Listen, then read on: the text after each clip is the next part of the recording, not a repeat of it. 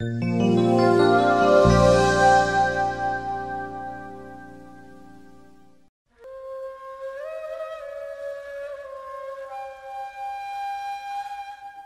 ayal tolgaq yemey tuğut bolmaydiganligini, tolgaqsız ana rahimidan balaga yol içilmaydiganligini biladi. Shuningdek, seningdan yepyeni bir sen maydonga kelish uchun tolgaqlarga hozir bo'lishing kerak. Aşık bir seferdir. Bu seferge çıkan her yoluvchi xolisun yoki xolimisun baştan ayak o'zgaraydi. Bu yollardan mengib o'zgarmagan yo'qdir. Bu dünyada asmandaki yulduzlardan mı çıksaqta hacı, ustaz ve şeyh var. Haqiqiy murşid uningga hayron bo'lishingga emas, seni öz içingga qarashqa ve nefsini yengib özündeki güzelliklerini bir-birlab bayqishingga yuzlantiradi. Haqiqat senin qarshingga chiqargan o'zgarishlarga qarshilik ko'rsatmay, taslim bo'l. Hayot sana qarab emas, sen bilan aqsun. Tangpunluqim buzuludi. Hayatım astın üstün boludu deb endişe qilma. Nadin bilsen? Hayatının astının üstüdün texim yaxshi bolmaydiganligini. Allah içimizde ve teşimizde her vakit bizni kamaletga yetkizish bilan meşguldur.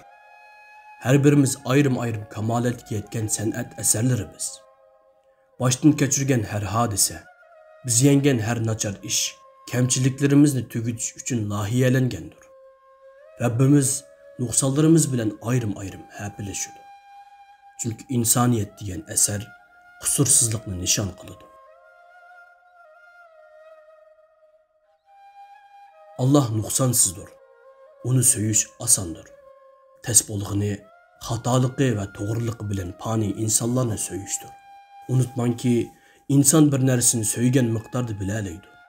Demek ki hakikaten yeni birini quchoqlamasdan, yaratılğucunu söymestin, ne layıqıdı bilaleydi, ne layıqıdı söyaleydi. Asas meynetlik sırtı emes içide, kimde emes qalbde buludu. Onun sırtıdaki her kir qançılık yaman körünsümü, yuyulğınıdı pakızlanıdı, su bilen tazılanıdı. Yusumu çıkmaydıgan meynetlik, qalblerde yağ bağlagan haset ve hata niyettir. Bütün kainat katlamları ve mürekkepliki bilen insanın içiga yoşurungandır. Şeytan teşimizde bizni yıqıtışını kütüvatkan korkunçluk mahluk emas, belki içimizdeki avazdır. Şeytanı özünden izle, başkalardan emas.